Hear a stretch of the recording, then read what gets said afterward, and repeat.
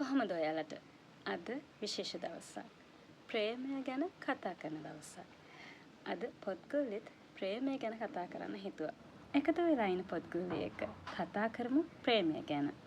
අමතක කරන්න එපා පොත්ගුල්ලේ YouTube channel එක subscribe කරන්න. ඊළඟ Facebook, Instagram, TikTok follow කරලා තියාගන්න. අද හැමෝම ප්‍රේමය ගැන කතා කරනවානේ. පොත්ගුල්ලේ ප්‍රේමය ගැන කතා කරන්නේ ආදරණීය පොත් දෙකක් එක්ක. ඉතින් බලමු මේ පොත් දෙක මොකක්ද කියලා.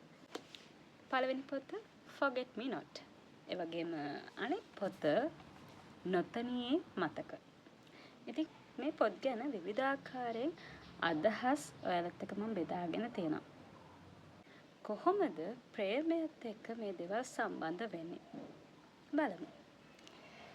Forget Me Not පොතේ නම් යාළුකම, ප්‍රේමය, සෙනෙහස මේ හැම දෙයක්ම බොහොම ගැඹුරින් අපිට තේරුම් කරලා දෙනවා.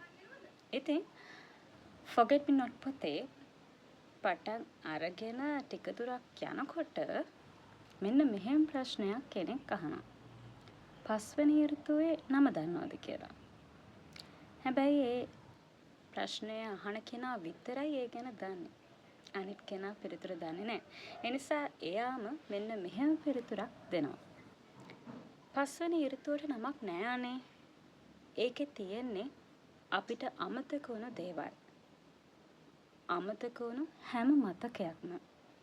ඔයාගේ පෙම්වතාගේ සුවඳත් එහෙ ඇති. ඒ වගේම තමයි තවත් තැනක මෙන්න මෙහෙම තියෙනවා. ඇයි ඔයා මාව විවාහ කරගත්තේ? මම ඇගෙන් කිහිප වතාවක්ම අසා තිබෙනවා. ඒ හැම වතාවකම ඇගේ ශෝකජනක ඇස්වල ආදරය පුරවගෙන මන් දිහා බලා ඉන්නවා. ඊළඟට මට පිළිතුරු දෙනවා. ඔයා මූදු සුවඳ හන්දා. ආදරය අපිට දැනෙන වෙනස් විදිහට.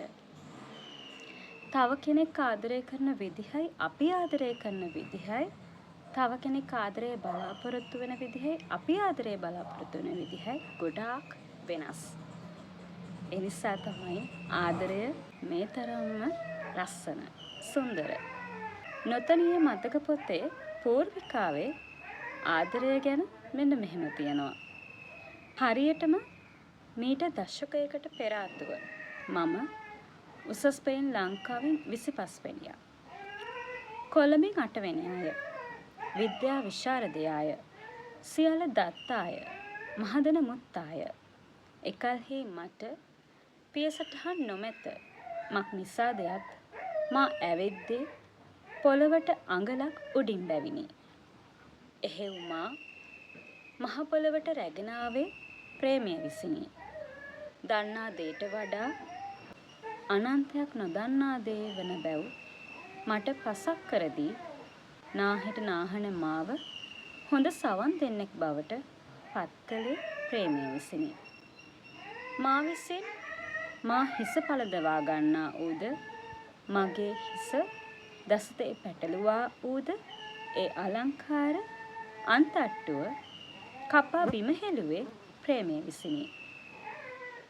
කලහකාරී සිත දමනය කළේද ආවේගශීලී සිතිවිලි සමනය කළේද මගේ කුදු බව මට පසක් කළේද ප්‍රේමය විසිනි.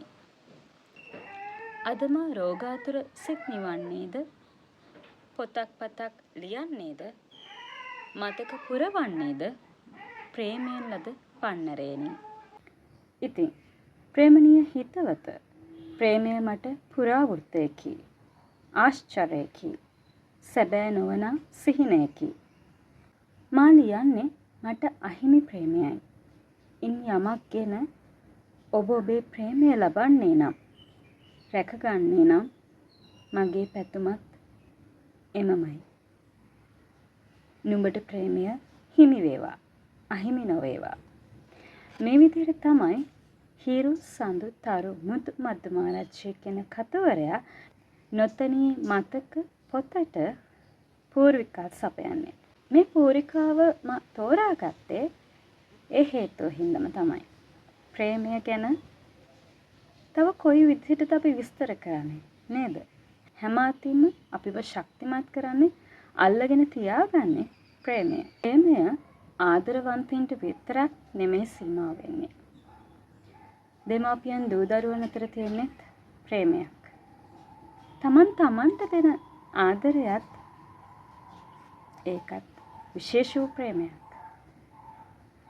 තමන්ව සතුටින් තියනවා නම්, තමන්ව රැක ගන්නවා නම්, තමන්ට ආදරය කරන අයව රැක ගන්න උත්සාහ කරනවා නම් මේ හැම දෙයක් තුළම තියෙන්නේ ප්‍රේමය.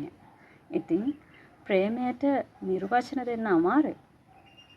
අපි ප්‍රේමය හඳුනාගත්තොත්, අපි අපිට දෙන ආදරය හඳුනාගත්තොත් අපිට පුළුවන් අනිත් අයටත් නොමිලේම ඒ ආදරේ ප්‍රේමය දෙන්න. ඉතින් හැමෝටම ආදරෙන් ප්‍රේමයෙන් ආරාධනා කරනවා එකතු වෙලා ඉන්න පුද්ගලයෙක් එක්ක.